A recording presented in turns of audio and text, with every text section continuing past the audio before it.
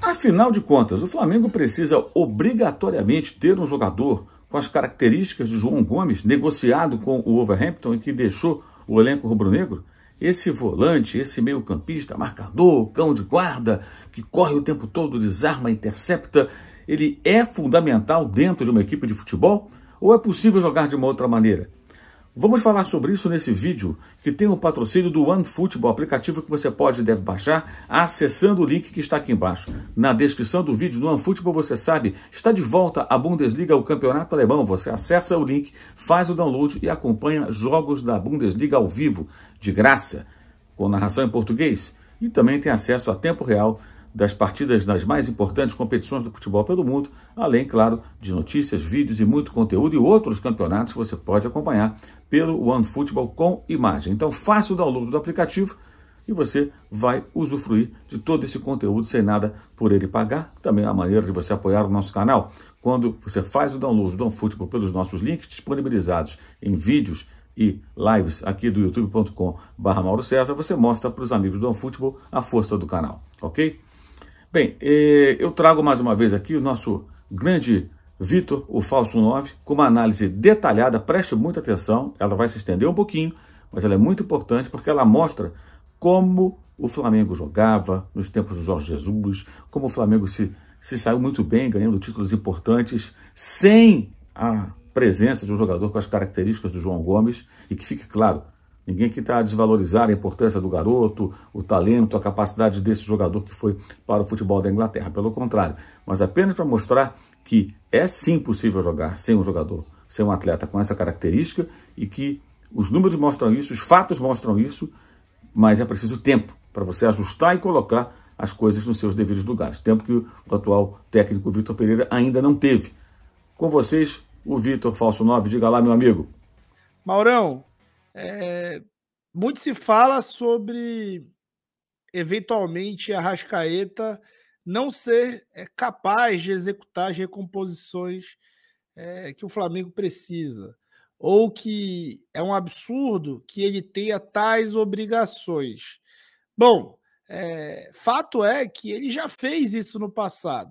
E aí alguns dizem que o time está velho demais 3 anos depois ou 4 anos depois para fazer a mesma coisa.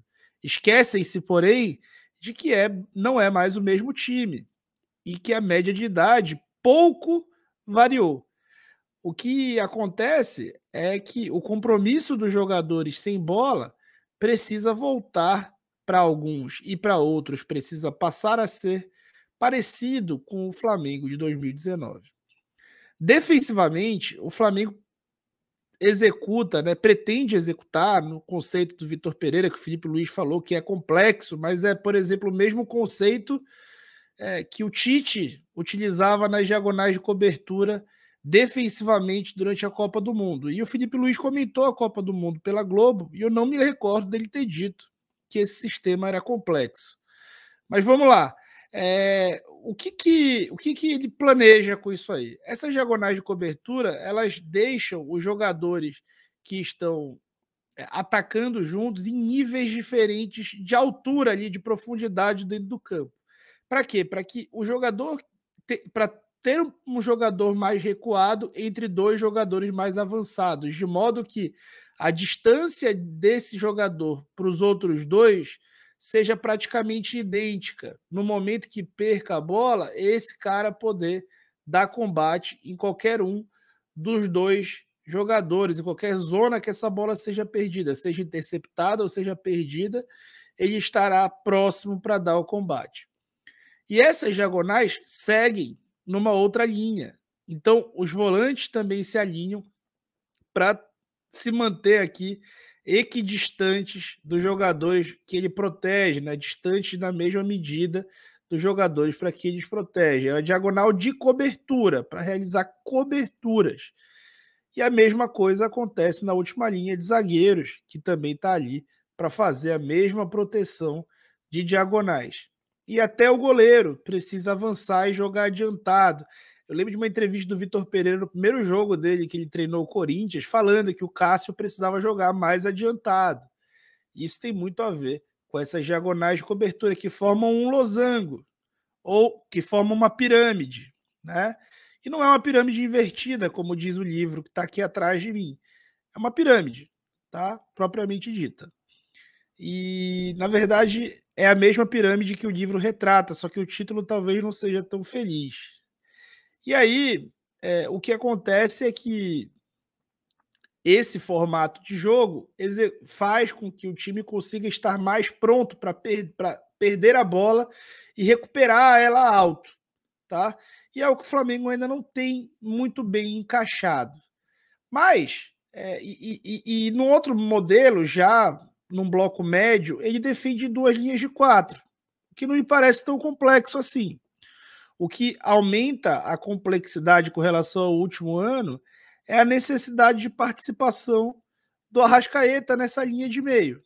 E aí nós vamos falar sobre esse jogador, né? E sobre esse trio de ataque. O Gabriel é um cara que faz muita recomposição, mas o Pedro também apresenta muita dificuldade, especialmente se a gente for comparar com o Bruno Henrique de 2019. A gente vai fazer isso já já. Aqui eu queria trazer para vocês o quarto gol, né? Aquele polêmico gol do Palmeiras. Bom, a despeito de todos os problemas de arbitragem que envolvem o lance, que eu não vou entrar nessa pauta, esse lance exemplifica alguns dos conceitos que o Palmeiras tentou para manobrar o Flamengo durante o jogo.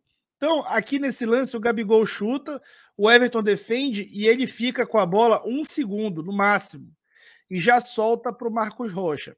Gente, isso aconteceu o jogo inteiro. Quando o Everton defendia, ele saía muito rápido. Sabe por que ele saía rápido? Por causa disso aqui. O Flamengo ataca a área o tempo inteiro com 3 jogadores por dentro. E esses jogadores não têm uma atitude tão proativa de retorno. Então, se vocês forem ver o replay do jogo, vocês podem notar que todas as defesas que o Everton fez, a grande maioria dessas defesas, ele saiu rapidamente jogando. E é justamente para tentar explorar um time que não consegue defender com pelo menos 8 jogadores e acaba se colocando em desvantagem numérica. Então aqui o Flamengo executa essa transição com 7 jogadores, bem aqui não aparece no vídeo, tem um jogador em amplitude, e esse jogador é importante a gente observar, tanto porque ele prende avanços do Ayrton Lucas, quanto porque a própria bola descoberta, que o tempo inteiro não consegue ter combate na linha de frente, também prende avanços da última linha, tendo que correr para trás. Mas aqui, gente, o Gerson executa aqui a compensação, o balanço, para tentar defender uma coisa que o João Gomes fazia no último ano e era muito elogiada, né? O Gerson executa isso, né? E o Everton Ribeiro também faz aquilo que ele estava acostumado no último ano. Então, o time se comporta nesse momento da mesma forma como se comportava o time do Dorival. O que não é necessariamente uma coisa boa, especialmente em transição defensiva, que não era a melhor qualidade do time do Dorival. E aí, a jogada já se decorre a 20 segundos e o Arrascaeta ainda não voltou, né? E começa a voltar só agora. Percebam como a bola está descoberta. Por quê? Porque o Flamengo está marcando com poucos homens e o Palmeiras está sabendo manobrar essa defesa para que os jogadores do Flamengo não consigam diminuir esse espaço também, né? E quando a bola está descoberta e o jogador portador da bola tem opção de passe, a designação da defesa é de recuar, né? Então não é de avançar. Então o Flamengo acabou ficando numa situação vulnerável, o que foi atrapalhada pela não recomposição do Arrascaeta e também pelo posicionamento que o Palmeiras fez. Então vejam como o Rony está posicionado entre Davi Luiz e Varela. Por quê? Justamente porque o Piquerez está dando amplitude do outro lado. Esse posicionamento do Rony entre Davi e Varela quase que inviabiliza um salto do Varela para defender o Piquerez e deixa o Piquerez com esse espaço o tempo inteiro, né? Por que inviabiliza? Porque caso ele faça isso, ele vai deixar a defesa sem sobras, né? Porque este homem aqui, que é o Léo Pereira, é a única sobra da defesa. Então, caso o Varela faça isso, terá que ser feito algum balanço e vejam como, ao mesmo tempo, o Rafael Veiga está atacando a área. Tá? Então, isso foi um treinamento, né? É uma coisa que o Abel Ferreira fez o jogo inteiro. Né? O Palmeiras faz muito isso. Abre os homens de frente para segurar esse tipo de marcação e gerar vantagem do lado do campo, que é a zona mais frágil do Flamengo, prejudicado pela não recomposição do Arrascaeta. E aí vejam como o Arrascaeta já chegou na jogada, mas ele não compõe a linha dele, a linha de meio, e o Flamengo vai até o final da jogada defendendo só com 7. Né? O que é aquilo que o Vitor Pereira não quer que aconteça. E aquilo que o Flamengo não executava bem no último ano. E aí, o Arrascaeta não pode ter tanta obrigação defensiva. Gente, ele pode. Né? Ele pode. E eu vou trazer para vocês a prova disso. Né? Em 2019, o Arrascaeta, assim como em 2022, ele era substituído em quase metade, aí, no caso de 19, mais da metade dos jogos que ele atuava. Nessa temporada, ele fez teve um destaque tão grande quanto em 2022, ou até maior. Então, vocês podem ver como os números de gols e assistências são maiores. E os números de passes também maiores, ou seja, era mais participativo no jogo também. Dava mais passes certos. Mas eu trouxe vocês até aqui para mostrar esses atributos aqui. Vejam como bolas recuperadas, ele recuperava 2 por jogo, contra 1,48 em 2022. Desarmes certos, ele fazia 2 por jogo, contra 1,17, quase o dobro. O percentual de desarme certo, 71% contra 46%, o que indica que era um time muito melhor organizado para defender. Disputas defensivas ganhas, 2,30 contra 1,73%. O percentual, 51% contra 40%. Ou seja, o Arrascaeta tanto é capaz de executar o trabalho defensivo, que ele já executara no tempo de Mano Menezes no Cruzeiro, como ele já fez isso pelo Flamengo, ocupando a mesma faixa do campo. Acontece que precisa haver um trabalho de convencimento, né, para as ideias do atual treinador, e precisa haver também um trabalho físico num jogador que talvez nunca tenha estado tão na ponta dos cascos fisicamente, uma vez que desde 2019 ele é substituído aí em metade dos jogos. Então é uma rotina o fato do Arrascaeta cansar e precisar sair dos jogos, tá? Especialmente nesse início de temporada, é mais do que normal que isso tenha acontecido e explica um pouco o mau desempenho dele na Supercopa. Só que ele não é o único que não contribui para uma boa marcação, que tem contribuído menos para uma boa marcação alta nesse início de temporada. O Bruno Henrique, de 2019, que é quem saiu desse time para a entrada do Pedro por uma questão física, ele é um cara que faz muito melhor também esse trabalho defensivo, mas muito melhor mesmo, tá? Vocês vejam como as bolas recuperadas dele, ele fazia mais do que o triplo do que o Pedro de 2022, os desarmes certos também mais do que o triplo, o percentual de desarmes certos também maior, o número de disputas defensivas ganhas quase o quádruplo, o percentual quase o dobro, e as disputas aéreas, mesmo o Bruno Henrique sem ser teoricamente centroavante, o Bruno Henrique tinha um percentual muito maior de aproveitamento nas disputas aéreas. Então, o fato é que o trabalho anterior do Flamengo foi um trabalho para deixar os jogadores dentro da sua zona de conforto tática, né, taticamente falando, para que eles pudessem se comportar da forma mais natural a eles. E isso deu certo e trouxe 2 taças para dentro da galeria do Flamengo. Porém, claramente, colocou um limite muito claro. Né? O Flamengo já tinha chegado ao seu limite e vinha piorando a sua performance, mesmo nas finais que precederam os seus títulos. Então, a diretoria optou por trocar por um trabalho que tenha um potencial maior de desenvolvimento a médio prazo.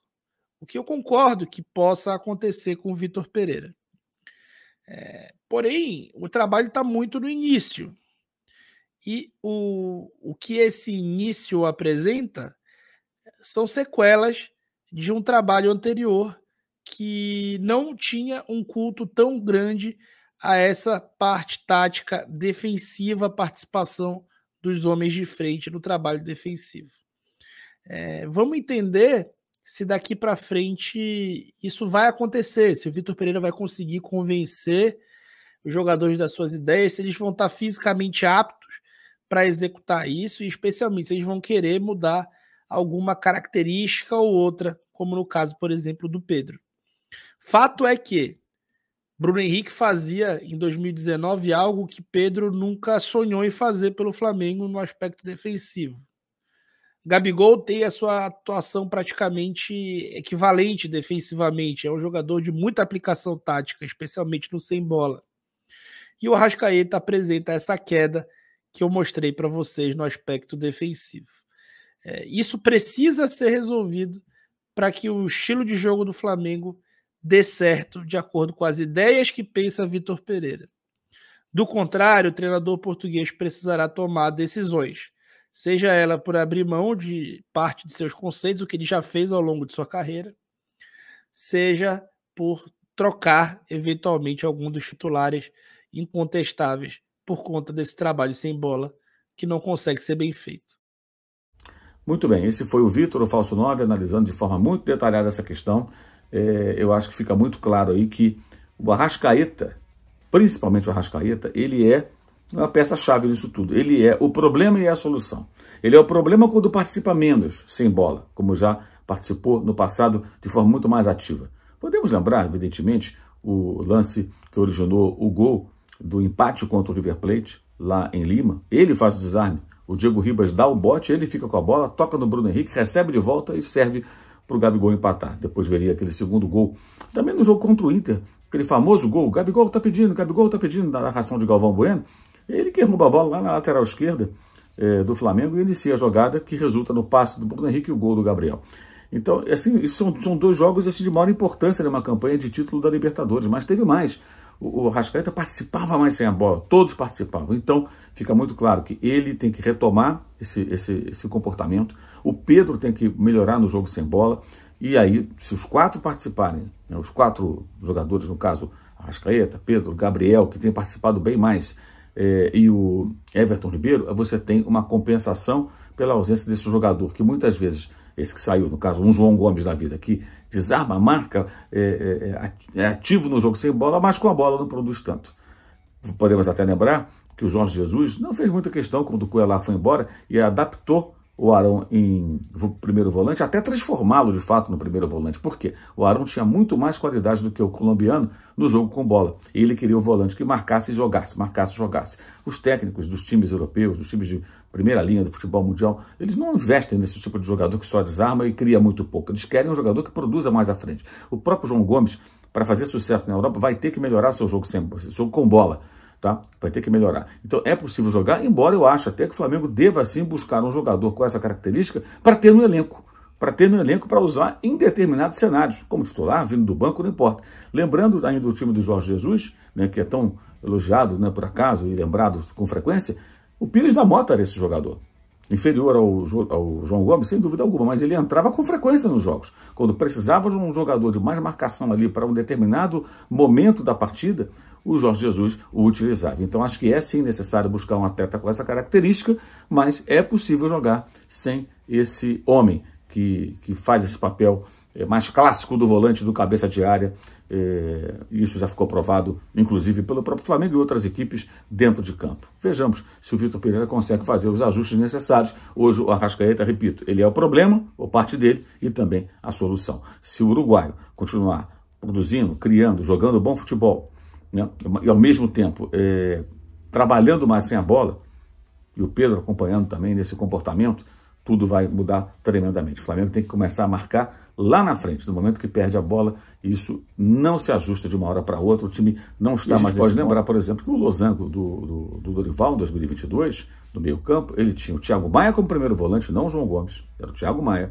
O Everton Ribeiro pela direita, recompondo bastante, pela esquerda o João Gomes, obviamente, voltando para trabalhar sem a bola e recuperá-la com muito mais assim, atitude, até pela característica que possui, e o Arrascaeta mais à frente. Esse formato, esse losango, ele dava mais conforto ao Arrascaeta.